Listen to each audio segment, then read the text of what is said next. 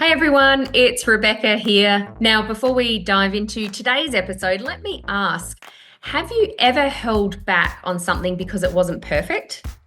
If so, this episode is for you. Perfectionism isn't about high standards, it's about fear. Fear of failure, fear of judgment, fear of not being enough. And the worst part, it keeps us stuck. We all have examples of how perfectionism has cost us time, money, and opportunities, and more importantly, how we broke free. We'll give you practical strategies today to stop overthinking and start taking action, even when it's not perfect. So, if you're ready to let go of perfectionism and move forward, stay tuned. This episode is for you. Welcome to The Brain Changers, a podcast about learning how to revolutionize the way you think and live by mastering your mind. We're your hosts, mother and daughter duo Rebekah and Yvonne King from Moonbeam Monday. Our goal is to empower you to live the life you choose by teaching you how to retrain your brain. Some people tell us it sounds like mind control, and it is, but not the way you might think. This is about you taking control of your own mind rather than letting your mind control you, so you can choose to live a life free from the expectations of others. No matter what you've experienced in the past, you can create positive change and transformation by learning how to master your mind. We know this because we've done it. Between us, we've survived cancer and stroke and eliminated debilitating anxiety and depression. We've turned our pain into purpose through the power of our mind, and we're now here to support and guide you to do the same. In this podcast, we share valuable insights about how your brain works, why you think, say, and do the things you do, how to begin the process of change, and why it's necessary. Because we know that when you change your mind, you change your life. Thanks for joining us. Let's go. Hello and welcome to the Brain Changers podcast. I'm Rebecca, and as always, I'm joined by my mum, Yvonne. And today we're diving into a topic that I know has held both of us back in different points of our life: perfectionism. That's so true, Beck, isn't it? And if you're listening, hands up if you've ever rewritten an email 10 times before hitting send. I know I have. Or maybe you've had a brilliant idea, but you haven't acted on it because you weren't sure if it was good enough. Yeah, so if that sounds familiar, you're definitely in the right place, because perfectionism tricks us into thinking that we're playing it safe. But really, as I said, it's just keeping us stuck. And today we're going to break down why that happens and, more importantly, how we can move past it so that we can start taking action and getting the results that we want without waiting for everything to be absolutely flawless and perfect. All right, so let's just start with a short personal story.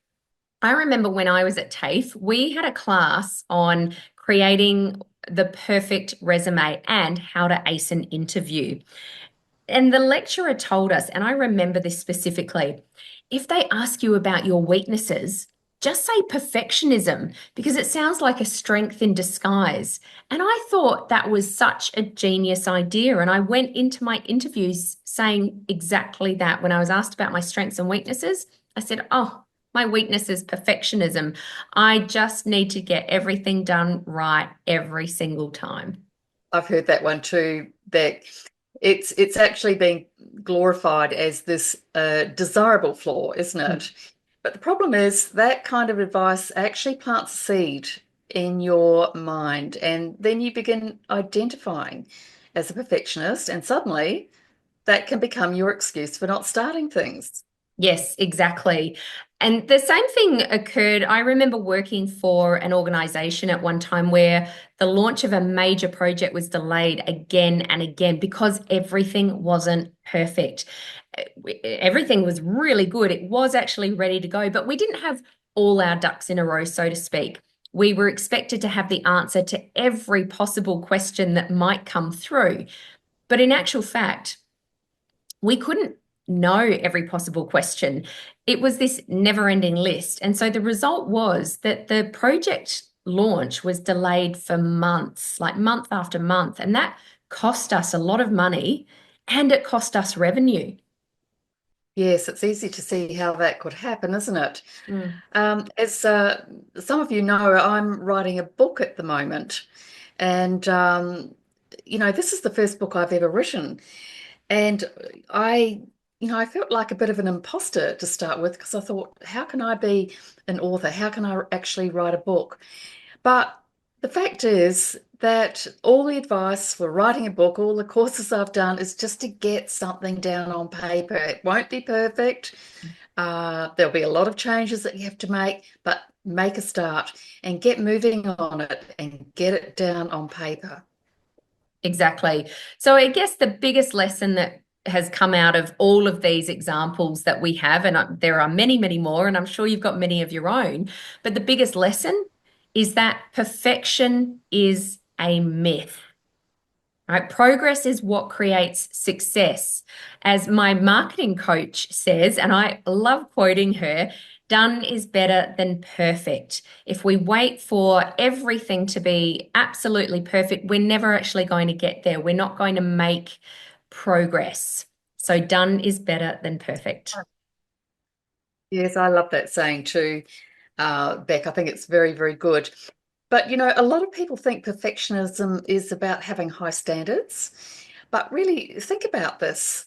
It's really got a lot more to do with fear, Mm. a fear of failure, perhaps a fear of rejection, fear of not being enough. I know those were all the initial feelings I had when I decided to write a book. Mm. But that fear can lead to initially procrastination. You put off doing it. It can lead to avoidance, and this can actually lead to burnout too in some situations. Yes, which we all know is a big issue for a lot of people. So let's talk about that cycle of perfectionism, because essentially this is the cycle that we go round and round, because I think a lot of people will recognize this in themselves. So the perfectionism cycle, it goes like this, is, as you said, fear of failure or fear of judgment. And that leads us into over preparing and over analyzing. You gave the example about rewriting an email 10 times before you're sending it. So we're over preparing. And then that leads to delaying action or avoiding risks. So in the email example, we may delay actually sending it, and then we feel stressed about it. We have that feeling of anxiety. Or as I said, we're avoiding risks. And then that delay in taking action, it does lead to temporary relief. So we feel a little bit better because we're not doing the thing that we're afraid of, but we don't progress anywhere. And so that then leads us back to step one. We sit in that fear of failure or judgment. We keep over preparing, over analyzing, and we go around and around in this cycle. Yeah, it's just a circle, isn't it? And the worst part, that temporary relief that we feel from actually putting it off actually turns into more stress because now we've got that on our mind as another thing that we need to do that we haven't done, and it doesn't go away. It just sits there, taking up space and energy, uh, space in our mind and energy away from us. Yes. Now, I also want to talk about how perfectionism feeds into imposter syndrome, because we hear this a lot. We have a lot of people come to us and they talk about imposter syndrome. And wow, we know that imposter syndrome and perfectionism are like best friends. Hey there, listeners. This is Rebekah King, the Brain Changer, helping you revolutionize the way you think so you can live your life on purpose. If you're loving what you're learning here on The Brain Changers, we've got something special for you. Take back control of your own mind and truly connect with like-minded people by joining our Mind Masters Collective, a premium subscription membership for those who want to feel happy and confident again, to feel seen, heard, and valued at an incredibly affordable price. Inside, you'll gain exclusive access to a supportive community of people on the same journey as you, knowing they want something more and ready to invest in themselves to achieve it. You'll get loads of valuable resources and expert guidance on mastering your mind to help you live your absolute best life. You'll make new connections and friends that you didn't even know you needed. We'll get close and personal in monthly masterclasses with guest experts and monthly mastermind group coaching to help you navigate the challenges and celebrate the wins as you grow and change. Join us now by clicking the link in the show notes. We're all waiting excitedly for you to join us inside the collective.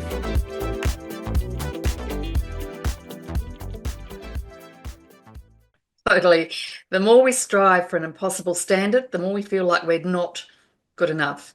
Even when we do achieve success, sometimes, very often, we downplay it. I was just lucky, or I was just in the right time at the right place. So it's easy for us to feel that we're just not good enough, that we haven't really earned it. Yeah, and then what happens is that voice creeps in. We all know that voice in the back of our head, right? It goes, what if they find out I'm not as good as they think I am? You know, even when we've got the proof that we're capable, we might have even done it in a previous role or been successful in a previous relationship, but we still have this little voice inside our head that's doubting us. We doubt ourselves. That's right. And it's crazy, really, because logically, we know that we're doing a good job. As you said, we may well have done this before. We're quite comfortable with it. We know we're doing a good job. But this need to do everything to a state of perfection convinces us that we're only succeeding because of luck, not because of our own ability. That's right. Now, perfectionism doesn't just cost us money, as we mentioned in an example before. It actually costs us time. Like you said, it costs us energy. It costs us even happiness. Whatever happiness means to you, it can also cost us our happiness. That's so true. And I mean, I think we can all relate to this, but how many times have we um, put off having friends over because everything at home wasn't just quite perfect? Maybe we don't have a perfect house, or we hadn't cleaned that day, or we don't feel that we don't know how to prepare the right meal or something like that. Or maybe we've even delayed starting a creative hobby because we felt that we just weren't naturally talented and good enough to do it. Yeah, I can definitely relate to a couple of those examples. You know, I certainly have put off having people over because my house hasn't been, you know, I'm quite reasonably house proud.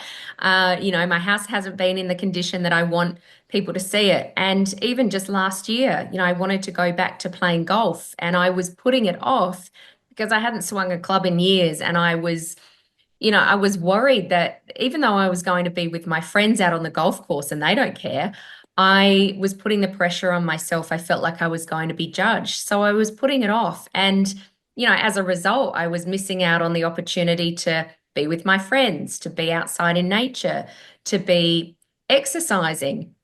And this is what perfectionism does to us. It tricks us into believing that we're protecting ourselves, but really it's stealing opportunities from us, you know, opportunities for joy, for growth, for success. That's so true, isn't it? We need to recognize that. So let's talk some solutions now. We can't just decide to stop being perfectionists overnight, but we can shift our mindset and build new habits. And here's some things that can help us do that. First thing is to recognize the fear. Ask yourself, what am I really afraid of?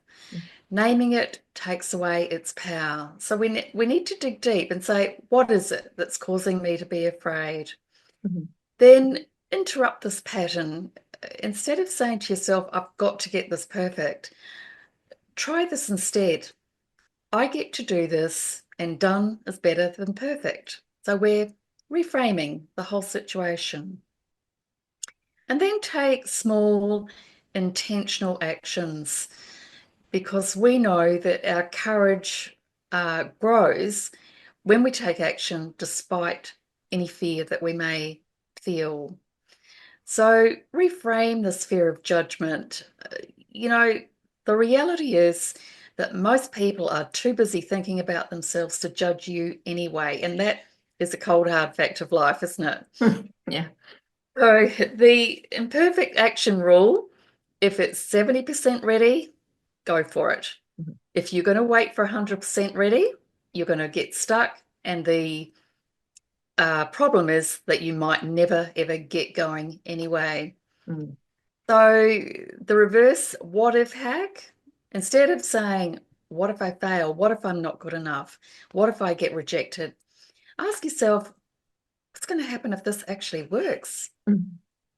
Yeah, that's right. So it's 6 really good tips there. And, taking the time to work through those, if you can identify that there is something that you've been putting off, it's going to help you actually get unstuck, get out of that cycle and get moving.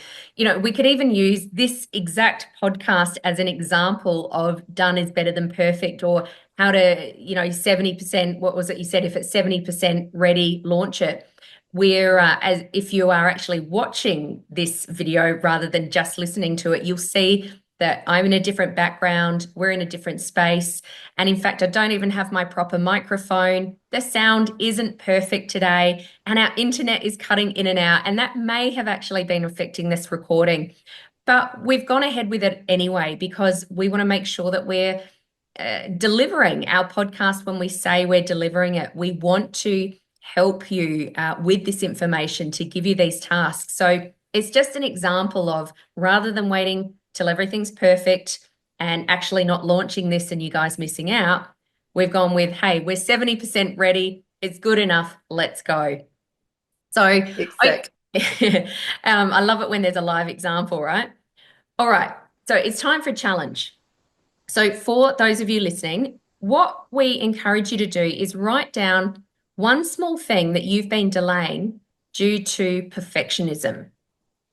And then commit to yourself, commit to doing it within 24 hours. Now, I'm not necessarily talking about the whole thing. This might be a larger task that you've been putting off, but commit to doing one small thing, taking one small step toward the greater task and doing it within 24 hours. And we'd love for you to share it with us on our social media. So you can send a DM through, or you can simply share it as a comment there. We'd love to hear from you. That's a good place to finish, I think, to take some small action that can get you on this path. And also on that note, I'd like to leave you with this saying, you don't have to be great to start, but you have to start to be great. And Zig Ziglar was the one who said that, but there's a lot in that. We just need to take the first step, the first action. Exactly. Okay, so thank you so much for listening to the Brain Changers podcast today. If this episode resonated with you, we'd love for you to share it with your friend. Perhaps somebody you know needs to hear this and it will help them. And until next time, remember, when you change your mind, you change your life. Bye for now. Thanks for listening to this episode of The Brain Changers. We hope you've enjoyed the conversation today. Please like and subscribe to stay up to date with all the latest episodes. Our mission is to reach as many people as possible to help them revolutionize the way they think so they can change their brain and create profound transformation. Please help us broaden our reach by sharing this episode with someone you know will benefit. And remember to tag us on socials at Moonbeam Monday and leave a review. And remember, when you change your mind, you change your life. We'll catch you next time for another episode of The Brain Changers.